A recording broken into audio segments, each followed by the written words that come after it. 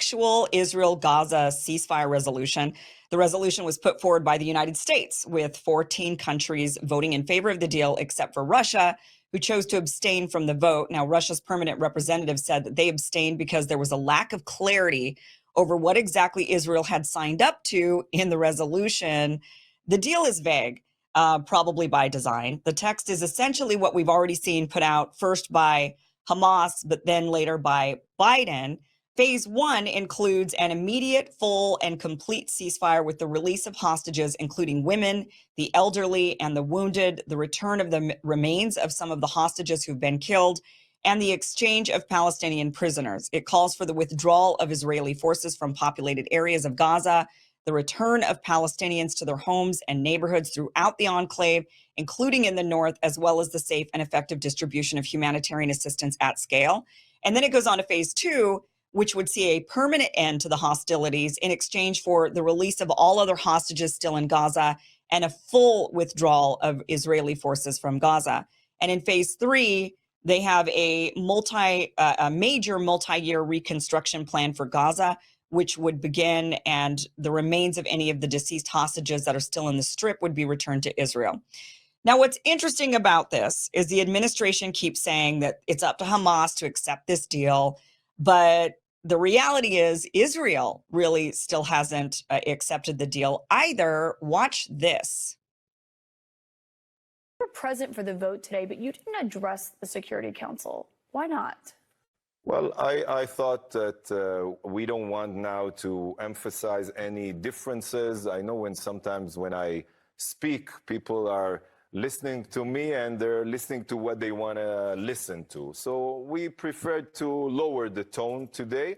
As I said, we accept President Biden. First of all, we respect him and we are grateful to all of his efforts and his administration efforts. We accepted the outline of the deal, but I have to admit, we had our concerns about the way it will be interpreted by Hamas. That's why we held an intimate dialogue with our American counterparts. Once our security concerns were addressed, so we accepted the deal. You said you had concerns. This is a resolution calling for an immediate ceasefire, ultimately a permanent one, and the release of all hostages. Can you say tonight that Israel unequivocally backs this resolution?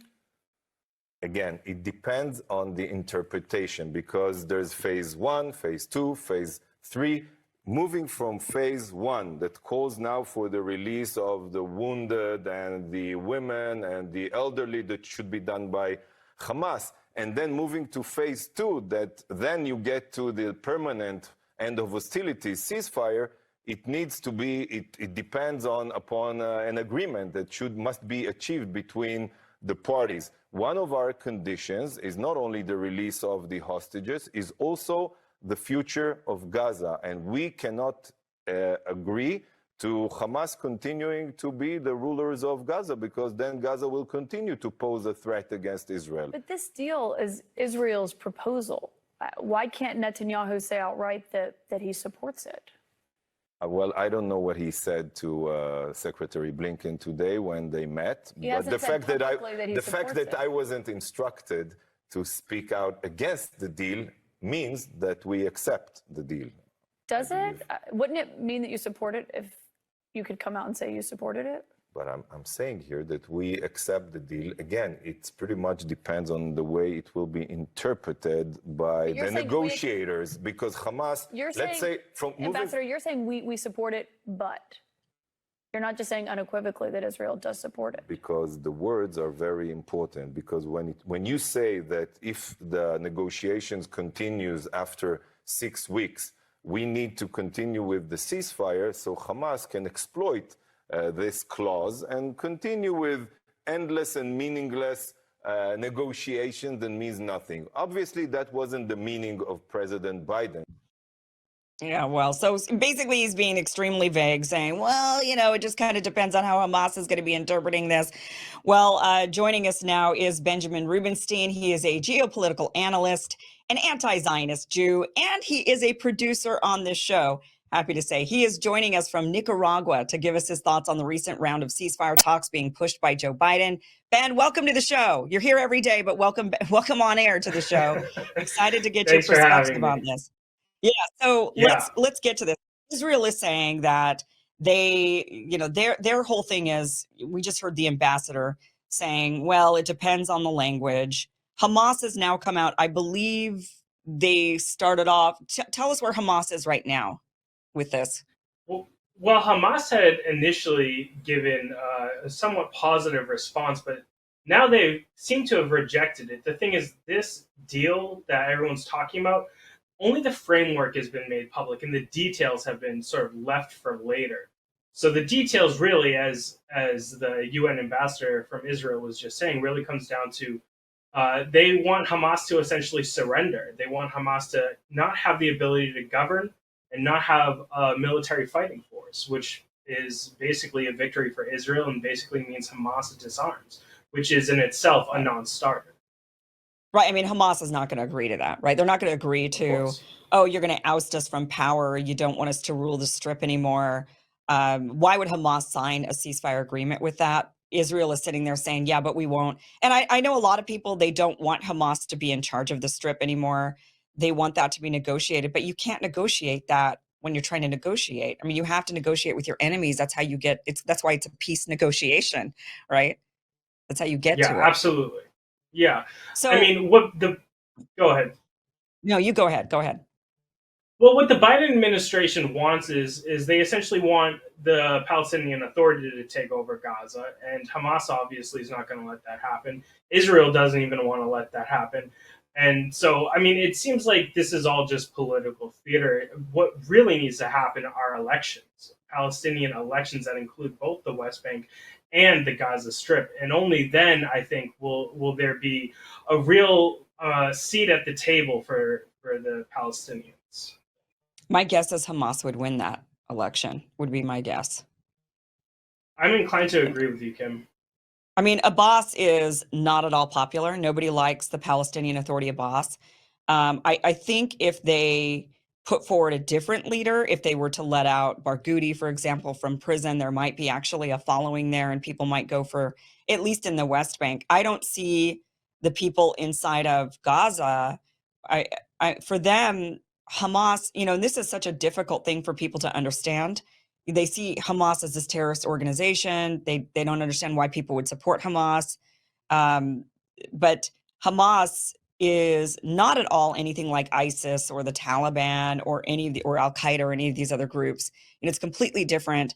And even if people aren't thrilled with some of their policies, their like domestic policies for the Gaza Strip, that is the least of their concerns at this point. Their bigger concern is their foreign policy with their next door neighbor, Israel, right? That's their number one concern. And Hamas, their policy is, we're not going to let them take any more of our land. That's their policy, and that's a popular policy. Yeah, it's an incredibly popular policy, along with putting food on the table. Yeah. So right now, Hamas is saying no. From my understanding, Hamas is saying no to this. Israel is then using that, it seems like, to say, see, Hamas rejected the deal. Hamas doesn't want the deal. It's on them. Really, Israel never accepted the deal. They didn't say we accept it. They just remained mum, like the ambassador was saying. And so ultimately, they were just waiting for Hamas to reject it, knowing that there wasn't any real details in this ceasefire agreement or any guarantee. Hamas has been asking for guarantees.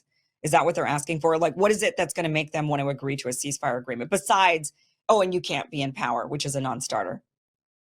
Yeah, they want an actual date and timeline set in stone in writing, and no, they have not received that. They haven't received anything in writing, and it's like you've said in the past, Kim. It's just, oh, we'll talk about this later, and we'll just focus on a framework now.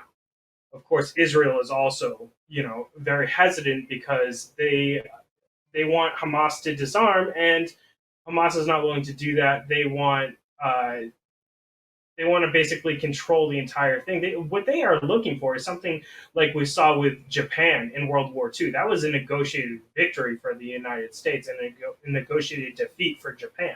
That's not what Hamas is interested in. They're looking for Israel to withdraw from the Strip. They're looking to have control over the Strip.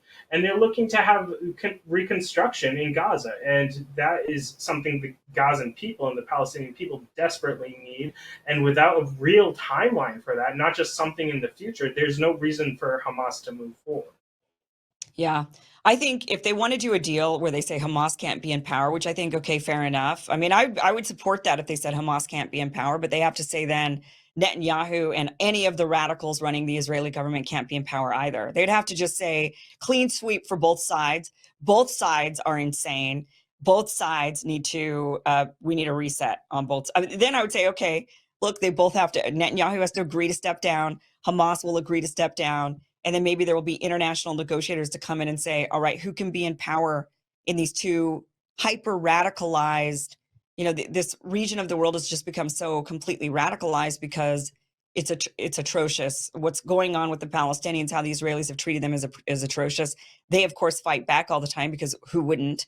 And then the Israelis become even more radical because they're fighting back. They're just depriving them even more every single step of the way. I mean, It's just, the radicalization on both sides, I think, has just become so extreme that I would be fine with them. Fine. Then get rid of all of them, everybody, including Netanyahu and the crazy Likuds and all of the other people that are running that have basically allowed these policies against the Palestinians to continue to flourish. I don't know. That's just kind of my thinking on that. What do you think? What should be the deal?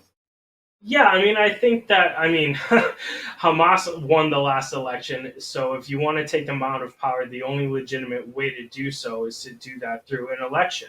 And there should be I don't know if that's true. I don't think you have to do it through an election. I think the world could come in and say, we're going to do to both sides what we did to the Nazis in Germany. You can't be in power. We're going to move on. Like, we have to put Well, they should do that to Israel.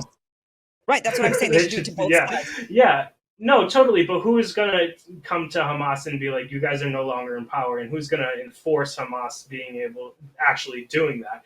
Israel has tried to do that for the past 8 months, and it hasn't been successful. Well, so you can't. Your enemy can't be the one to do. The one that wants to destroy you and ethnically cleanse you and expel you from the land can't be the ones to do that. It would have to be more of an international force that comes together and says, look, both of you we have to redo everything from both sides. And there's got to be certain laws in Israel that have to be repealed and said, we're not going to even allow these laws, these kind of nation state laws where it's home for the Jews only, where, they even deprive rights to their actual Arab Israeli citizens.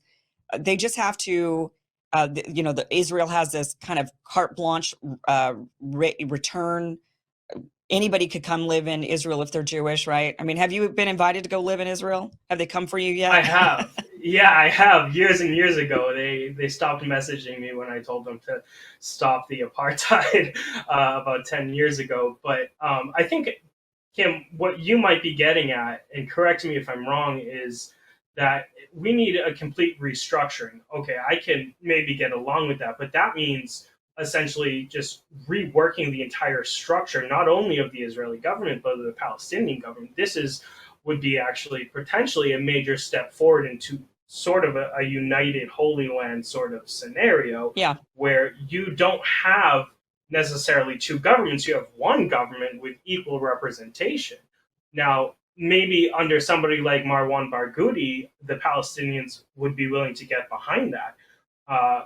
But what's going to lead to that process is certainly uncertain to me. Yeah, I just think we've allowed extremism to flourish on the Israeli side, totally unchecked. I mean, on the Palestinian side, there's been a lot of pushback on Hamas, pushback on the Palestinian Authority, pushback on the Palestinians, calling them terrorists, like doing all of these various things, but nothing's ever been done to the Israelis that would be somewhat equivalent to that.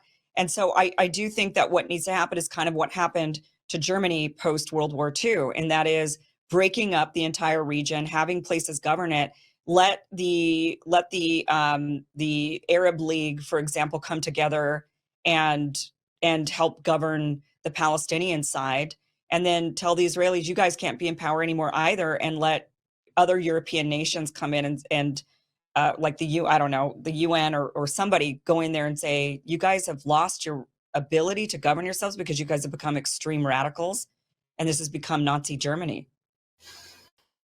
Yeah, I mean, the thing is, the Nuremberg mostly focused on the Nazis. It didn't focus on both sides. It didn't focus on like the Soviets. The Soviets were help running the Nuremberg trials. So I suppose in this case, you could say that maybe the Palestinians themselves deserve a right overseeing any sort of Nuremberg trials, Well, no, which should. did Jews like oversee any of this? I mean, it was if you look at it from Nazis versus Jews, neither of them ended up getting any sort of anything, except we then said to Jews, okay, I guess you could have this other land and go terrorize the Arabs in exchange for the terror Yeah, that happened to you, right?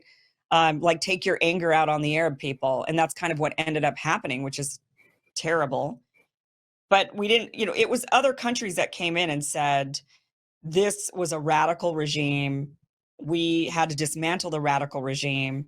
They could no longer be in power. We split up the sure. regions and had others govern the regions and put it back together. And now Germany is back to being its own sovereign nation.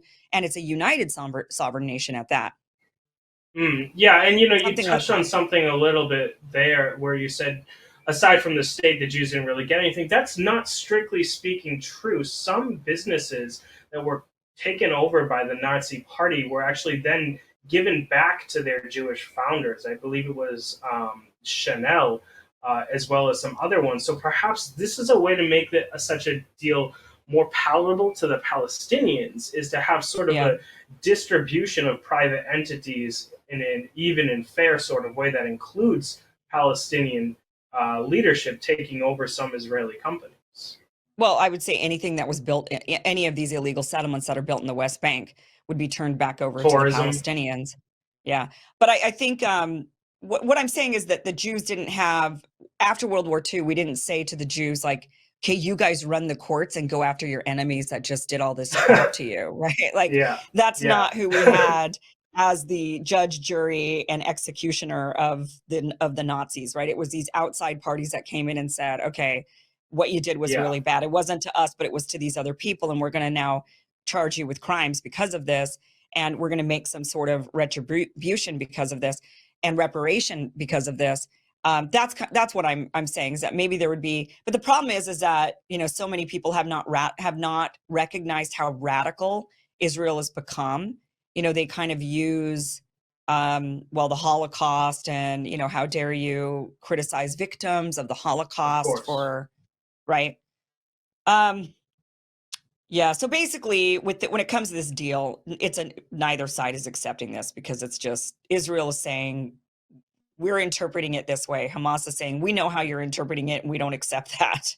And there's no Yeah, guarantees being given by the United States or anybody else to make the interpretation palatable to Hamas.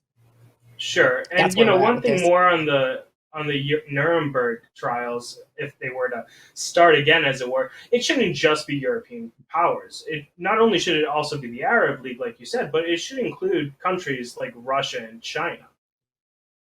Yeah. Well, They are major right. representatives of the global community, and I think if we're looking to mirror the process as it was during the Second World War as closely as possible to find a just and equitable solution, that they would need to be included. Hey, I've always said the Buddhists should run Jerusalem. I mean, it's the one group that doesn't care about, they'll say, okay, we'll respect the sites, we'll keep them maintained and give everybody access, but they don't have the same feeling towards the sites as the Christians, the Jews, and the Muslims, because they're not an Abrahamic religion. So I always say, oh yeah, let the Buddhists run Jerusalem, and maybe they'll make it actually fair. It's kind of what the Muslims did back in the day when the Christians couldn't stop fighting over the Christian holy sites. And so the Muslim king, the smartest thing he did was he said, well, then the Muslims are going to manage these for you, because you guys keep fighting. You're going to destroy them. You're going to end up burning them down in your fighting. So the Muslims maintained the holy sites for the Christians and kept the peace, which was so smart, because these sites do matter to Muslims as well, just not as much as they do to the Christians, who were fighting over them like crazy. So I'm like, the Buddhists should do the same sort of thing. I want to talk to you about, you've been pretty outspoken on Twitter, outspoken on various shows that you've appeared on. You say you're an anti-Zionist Jew. That is a label that you wear. How has that been for you? I mean, your name's Benjamin Rubenstein. People know you're Jewish just by looking at your name, right? Yeah. What has been what has it been like for you inside the Jewish community? Well, inside the Jewish community, I lost a lot of my connections, and especially with certain family members years ago because of my politics, even before all of this started, which kind of prepared me for the level of hatred I get from Zionist Jews in this time. Especially, I get death threats, I get called a capo. It's very, very common. It's almost daily, at least a few times a day, actually, at this point. And it doesn't really bother me. And part of the reason it doesn't bother me is because I know they're not actually going to try to hurt me. At least that's what I believe. And it would be difficult for them in Nicaragua. But also, the amount of support I get from other anti-Zionists, especially non-Jewish anti-Zionists, is overwhelming. And so that makes me feel like I'm doing the right thing, and I'm on the side of of justice here. I am against killing children. It doesn't matter if you're Jewish or not, or if you're Zionist or not. I think that's something most decent people are against, and it's important for people who are Jewish and against what Israel is doing to speak out now more than ever. Yeah. Yeah, well, you're doing a great job. You can follow Ben on Twitter. We do have his link down below, or I guess it's not Twitter anymore, X, whatever. I'm always going to call it Twitter. Elon should change it back. That's my take. Ben, thank you so much for being on. And well, he's going to still be here, guys, because he's a producer on this show, so he's just going to be behind the scenes. But Ben, thanks for being willing to come on camera. Thanks for having me, Kim. Pleasure to be here. Thank you for watching this clip from the full Kim Iverson show, which you could catch just by heading to that link down below, KimIversonShow.com. You can watch the full show from what you just watched, or you could catch the full show live Monday through Friday, live streams, 5 p.m. Pacific, 8 p.m. Eastern at KimIversonShow.com. See you then. Be sure to like, share, and subscribe. Never miss an episode. Never miss a clip. Never miss a segment. Thanks, guys.